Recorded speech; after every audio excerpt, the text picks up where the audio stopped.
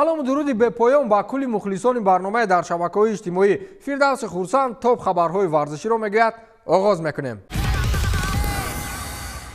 ҷудокори рақами 1 Темур Раимов аз рӯи фарзияи Формула 55 беҳтарин варзишгари соли 2022 шуд. рӯзи 27 январ маросими навбатии солонаи беҳтарин варзишгари соли 2022 аз рӯи аввалин ширкати миллии букмекерии Формула 55 баргузор гардид. ин маросим беш аз 12 сол боз баргузор мешавад. дар маросими супоридани ҷоиза тамоми ситораҳои варзиши тоҷик ки соли гузашта худро ба таври дурахшон нишон доданд ҳузур доштанд. инчунин ба ҳайси меҳмонон даъват шуда буданд. сармураббии тими миллии футболи Тоҷикистон Эйнштейни тоҷик Петр Шегард, намояндаи кумитаи ҷавонон ва варзиш, тамоми федератсияҳои варзиш ва намояндагони васоити ахбори умма. албатта номзадҳо зиёд буданд, ҳама сазовор буданд, вале Темур Раимов беҳтарин шуд. ҳамчунин Миҷгона Самадова, Ҷасмин Аннимр, Пайрав Воидов, Бахтиёр Дониёров, Азам Ғаффоров, Шервонӣ Мабадшоев ва дигарон пешбарӣ ва мукофотонида шуданд. инчунин бояд гуфт ки ширкати мазкур дар доираи лоиҳаи Тоҷикистон ба пеш дар соли 2022 пайваста беш аз 20 варзишгари кишвари моро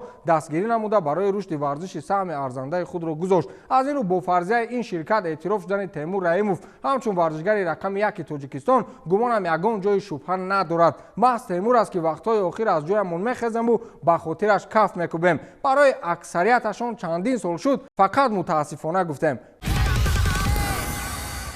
Лионел Месси дирӯз мавриди суолборони журналистон қарор гирифт. унҷо Месси дар бораи ояндааш, ғолибият дар ҷоми ҷаҳон, бозӣ дар ҳайати дастаи ПСЖ ва муносибаташ бо дигар варзишгарон ва хуласи калон дар бораи ҳама чиз ба қавле ҳарф зад. дар ин миён як мавзӯи дигарам матраҳ шуд ки худи Месси онро расонаӣ кард. замони чемпионати ҷаҳон вақте Аргентина ғолиб шуд, ба иттилои аккаунти инстаграми Месси барои чанд рӯз аз кор монд. баъдан аз идораи худи инстаграм ба Месси хабар доданд ки мо муваққатан фаъолияти саҳифаи шуморо қатъ мекунем. сабаби ба чунин хулоса омадани идораи асосии шабакаи инстаграм ин будааст ки ҳамон вақт то ҳадде ба Месси смс ва паёмакҳо зиёд мешуданд ки дигар саҳифа ба қавле қуввати бардошти онро надошт. худи Месси низ дирӯз иқрор омад ки паёмакҳо яку якбора то ҳадде авҷ гирифтанд ки ҷавоб додан як соат ҳатто дида наметавонистам. ин хелашро бовар кунед аввалин бор дидам. медидам ки чӣ хел варзишгарони тамоми ҷаҳон аз самтҳои гуногун ба ман смс паёмакҳо равон мекарданд,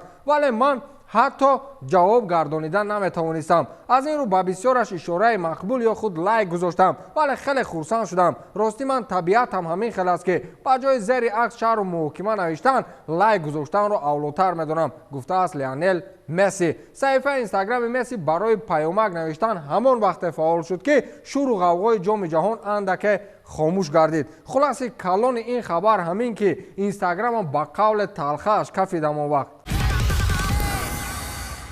Камил Бортничук, вазири варзиши Полша, пешниҳод кард ки алайҳи иштироки мунтахабҳои Россия ва Беларус дар Олимпиадаи соли 2024 дар Париж эътилоф таъсис дода шавад. рӯзи 25 январ Кумитаи байналмилалии олимпӣ эълон кард ки имкони ҳунарнамоии русҳо ва беларусҳоро дар мақоми бетараф ё худ зери парчами бозиҳои олимпӣ бо риояи қоидаҳои қатъии варзишгарон арзёбӣ хоҳад кард. Бортничук гуфт ки дар сурати иҷозаи вуруд ба варзишгарони Россия ва Беларус ба Олимпиада, Полша ва кишварҳои дигар метавонанд маҳдудиятҳо ба миён биёранд ва ё эътироз намоянд. Полша ва Британияи Кабир дар сафи пеши талошҳо барои таъсиси эътилоф алайҳи ширкати Русия ва Беларус дар бозиҳои олимпии соли 2024 қарор доранд. ин аз он вобаста аст ки таъсиси эътилофи муассири кишварҳое ки бидуни онҳо бозиҳои олимпӣ сурат намегиранд имконпазир хоҳад буд, гуфтааст Бортничук. хулас агар Кумитаи байналмилалии олимпӣ барои иштироки русҳо дар бозиҳои олимпӣ иҷоза бидиҳад,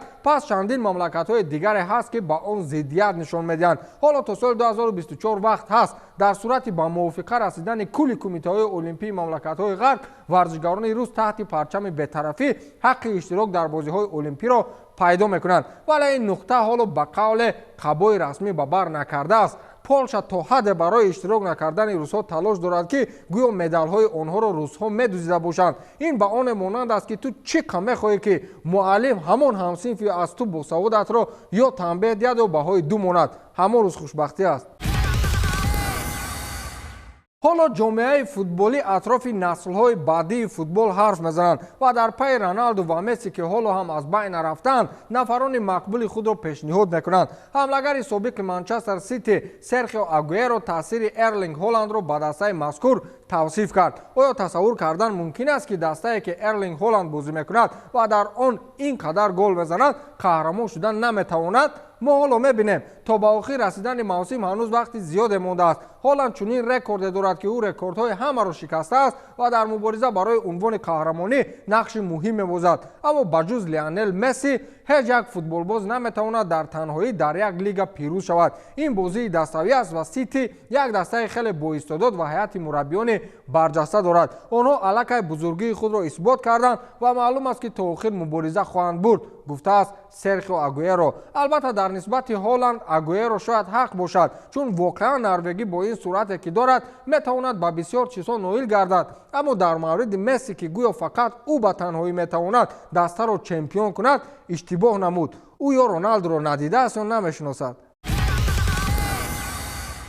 миёни Пеп Гвардиола ва Жоао Кансело дар ниҳоят муноқиша сар зад ва ин ҷанҷоли таърихӣ унвон дода шуд. яке аз беҳтарин ҳимоятгарони дастаи Сити, чӣ ки ҳатто кӯли Премер-лигаи Англия дар ниҳоят аз дастаи Манчестер Сити фирор кард. рафтан ба дастаи Бавария Мюнхен ин гузариши иҷборӣ унвон дода мешавад. гап сари он аст ки сабаби асосии ба Бундеслига рафтани Кансело ин муноқишаи миёни ӯ Пеп Гвардиола будааст. тибқи иттилои Daily Mail, футболбоз борҳо аз он ки ӯ дар ҳафтаи охир ба қадри кофӣ бозӣ намекунад изҳори норозигӣ кардааст ва пас аз фаҳмидани он ки ӯ дар бозии ҷоми Англия бар зидди Арсенал дар ҳайати асосӣ нест, ба хулосае омад ки ин корро нуқта гузорад. баъдан ӯ дар вақти тамрин ба қавле кафид ва садо балон кард. дар ниҳоят ба нақли футболбозони Манчестер Сити кор қариб то кашталгирии якдигар рафт. гуфта мешавад ки муносибатҳои ин бозингари португалӣ ва мураббии испаниёӣ пас аз ҷоми ҷаҳонии соли 2022 бад шудан гирифт ва норозигии Кансело ба даста таъсири манфӣ расонид.